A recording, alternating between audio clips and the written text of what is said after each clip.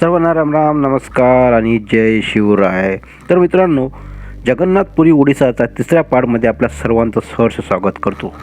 पहिल्या पार्टमध्ये आपण जगन्नाथपुरीतील मंदिराची माहिती बघितली आणि दुसऱ्या पार्टमध्ये आपण कोणार्क सूर्य मंदिर याची माहिती बघितली. आता आपण बघणार आहोत बोट फेस्टिवल, जे कार्तिक पौर्णिमेला असते. याच बोट फेस्टिवलला ओडिसा भाषेत बोईता बंदना देखील म्हणतात. तर माहिती सुरू करण्यापूर्वी जे या चॅनलवर नवीन आहे त्यांनी चॅनल सबस्क्राईब करा, बाजूला जी बेल आयकॉन त्याला प्रेस करा आणि ऑलर करा, म्हणजे आपल्या नवीन व्हिडिओचे नोटिफिकेशन तुम्हाला मिळत राहतील. आपण सकाळीच या ठिकाणी आलो आंघोळीसाठी आणि बोट फेस्टिवल देखील बघण्यासाठी. या बीचचं नाव आहे सी बीच. या समुद्राच्या लाटा खूप उंचापर्यंत जातात. आम्ही या ठिकाणी सकाळीच आलो होतो, त्यावेळेस थोडी गर्दी कमी होती, पण बघता बघता गर्दी एवढी वाढली की विचारूच नका. या दिवशी होती कार्तिक पौर्णिमा आणि कार्तिक पौर्णिमेचा सण पूर्ण पुरी आणि ओडिसा राज्यात मनवला जातो. म्हणूनच आज या ठिकाणी खूप गर्दी झाली होती. गर्दी यासाठी की कार्तिक पौर्णिमेच्या दिवशी येथील लोक समुद्रात, तलावात कागदाच्या बोटी किंवा केळीच्या देठापासून बनलेल्या बोटी समुद्रात सोडतात. कार्तिक पौर्णिमा जी वाराणसीतील नदीकाठापासून ते दक्षिण भारतातील मंदिर परिसरापर्यंत दिव्यांच्या दृश्यात्मक भव्यतेने चिन्हांकित केली जाते. ओडिसाच्या किनारी राज्यात एक वेगळीच परंपरा आहे. बोईता बंदना किंवा बोट फेस्टिवल म्हणूनही ओळखला जाणारा कार्तिक पौर्णिमा उत्सव ओडिसाच्या सागरी इतिहासाशी जोडलेला आहे. लोक हिवाळ्यातील सकाळच्या थंडीचा सामना करतात, जलाशयामध्ये गर्दी करतात आणि फुले, फळे आणि धार्मिक प्रतीकांनी सजवलेल्या लघुबोटी तरंगवतात. कार्तिक पौर्णिमेला लघुबोटी चालवण्याचे विधी राज्याच्या भूतकाळातील सागरी वैभवाची आठवण करून देतो. कार्तिक महिन्यात वारा स्थिर असतो आणि पूर्वीच्या काळात ओडिसाच्या व्यापाऱ्यांच्या सागरी मोहिमांच्या सुरक्षतेसाठी ही एक पूर्वअट होती. तेव्हा जावा, सुमात्रा, श्रीलंका, इंडोनेशिया आणि आखाती देशांना व्यावसायिक प्रवाशांसाठी निघायचे. स्पष्टपणे ओडिसाच्या सागरी व्यापार इतिहास कलिंग म्हणून ओळखल्या जाणाऱ्या काळा इतकाच जुना आहे.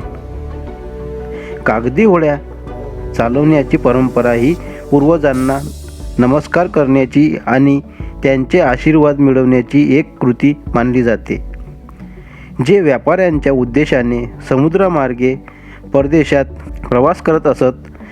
कार्तिक पौर्णिमा हा दिवस देशविदेशातील ओडिया समुद्रासाठी एक महत्त्वाचा दिवस आहे हे स्पष्ट आहे.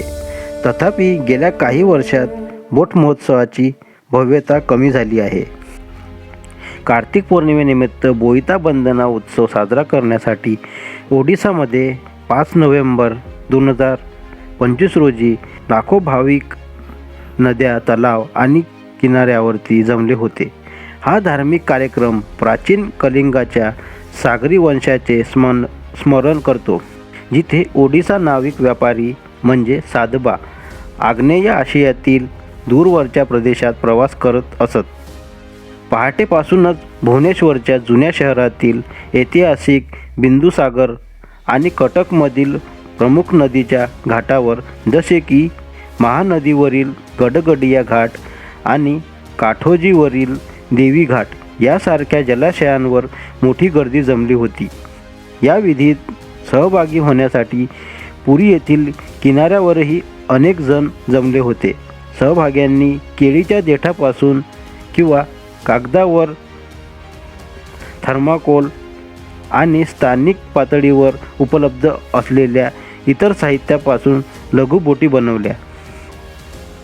त्यांना दिवे, फुले, अगरबत्ती, नाणी, सुपारीची पाने आणि काजू यांनी सजवले. समृद्धी, सुरक्षित प्रवास आणि त्यांच्या सागरी पूर्वजांच्या स्मरणार्थ प्रतिकारात्मक अर्पण म्हणून या बोटी पाण्यावर तरंगवण्यात आल्या. आका मा बोई पन्ना गुवा थोई पन्ना गुवा तोरा मसाका धर्मा मोरा बोईता बंदना हो हा पारंपरिक मंत्र घाटावर गुंजत होता, जो सागरी व्यापार आणि या प्रादेशिक संशोधनाच्या गत काळाची आठवण करून देतो. या वर्षीच्या उत्सवामुळे कटकमधील वार्षिक 7 दिवसांच्या खुल्या हवेत होणाऱ्या बाली यात्रेची सुरुवात झाली, जी ओडिसाच्या समुद्र प्रवाशांच्या परंपरेला आणि बाली, जावा, सुमात्रा, म्यानमार आणि श्रीलंकेशी असलेल्या त्यांच्या ऐतिहासिक संबंधांना अधिक अधोरेखित करते. धार्मिक किंवा कौटुंबिक विधीपेक्षा बोयता बंधना आधुनिक पिढ्यांना त्यांच्या पूर्वजांच्या समृद्धी प्रवाशांच्या वर्षाशी जोडणारा सांस्कृतिक पूल म्हणून काम करते. हे केवळ बंगालच्या उपसागरातून प्रवास करणाऱ्या व्यापाऱ्यांनाच नव्हे, तर अशा भक्तीने प्रार्थना करणाऱ्या आणि त्यांना पुढे पाठवणाऱ्या समुदायांना देखील सन्मानित करते. भक्तिपूर्ण उत्साह, निसर्गरम्य समुद्रकिनाऱ्यावरील वातावरण आणि व्यापार आणि देवाणघेवाणीच्या वारशेने या उत्सवाने ओडिसाच्या सागरी किनाऱ्याची पुष्टी केली आणि सामूहिक आठवण, प्रार्थना आणि उत्सवाचा क्षण दिला. आम्हीसुद्धा या कार्तिक पौर्णिमेचा एक हिस्सा होऊन एका तलावात केळीच्या देठापासून बनवलेली बोट पाण्यात सोडली आणि ही परंपरा पार पाडली. आम्ही ज्या लॉजवर थांबलो होतो त्याच्या बाजूनच हे नरेंद्र पोखरी तलाव आहे, ज्यात खूप पाणी आणि मध्यभागी जगन्नाथ यांचे मंदिरसुद्धा आहे. ही जी लेडीज आहे ही एक सोशल वर्कर आहे, जिने याबद्दल आम्हाला थोडी माहिती दिली. ती सांगत होती की सकाळीच या तलावावरती खूप सारे लेडीज आल्या होत्या 5 वाजताच्या दरम्यान आणि हे पूर्ण तलाव दिव्यांनी भरून गेलं होतं आणि पूर्ण तलावात झगमग असा प्रकाश पडत होता. ही बाई या ठिकाणी 3-4 नावा सोडून परत समुद्राकडे जाणार होती आणि समुद्रातसुद्धा बोट सोडणार होती. 2-3 बोटा सोडून झाल्यावर तिने अंगावर थोडं पाणी टाकलं आणि ओडिसा भाषेत काहीतरी मंत्र म्हटला आणि तलावाला नमस्कार केला. बीचवर असताना तेथे एक आम्हाला हिंदी सायडर माणूस भेटला. त्याला आम्ही बोट का सोडतात याचा प्रश्न विचारला, तर त्याने सांगितले की कार्तिक पौर्णिमेच्या अगोदर 1 महिना सर्वांना उपवास असतो. त्यात त्यांना फक्त साधं जेवणच खावं लागतं. त्यात ना कांदा, ना लसूण, ना मसाले, फक्त साधं जेवण. ते पूर्ण 1 महिना उपवास करतात आणि कार्तिक पौर्णिमेच्या अगोदरल्या दिवशी तो उपवास सोडतात. त्या दिवशी ते कांदा, लसूण, मसाले टाकून संपूर्ण जेवण करतात सणाप्रमाणे आणि दुसऱ्या दिवशी कार्तिक पौर्णिमेला तलावात, समुद्रात जहाजा सोडतात आणि जगन्नाथ स्वामींचे दर्शनसुद्धा घेतात. अशा प्रकारे ते त्यांची संस्कृती परंपरा जपतात. आपण ज्या नरेंद्र पोखरी तलावाजवळ आहोत त्या तलावाच्या मध्यभागी जगन्नाथ स्वामींचे मंदिर आहे. तेथे दर्शन करण्याची 10 रुपये अशी तिकीटसुद्धा आहे. तेथेसुद्धा मंदिराच्या आत व्हिडिओ काढण्यास सक्त मनाई होती, परंतु मी लपून हा व्हिडिओ काढला आणि आपल्या सर्वांना जगन्नाथ स्वामीच्या दर्शनाचा लाभ मिळाला. मंदिराच्या बाहेरच जगन्नाथ स्वामीचे छोटे छोटे रथसुद्धा होते, जे रथयात्रात वापरले जातात किंवा लोकांना बघण्यासाठी या ठिकाणी ठेवले असावेत.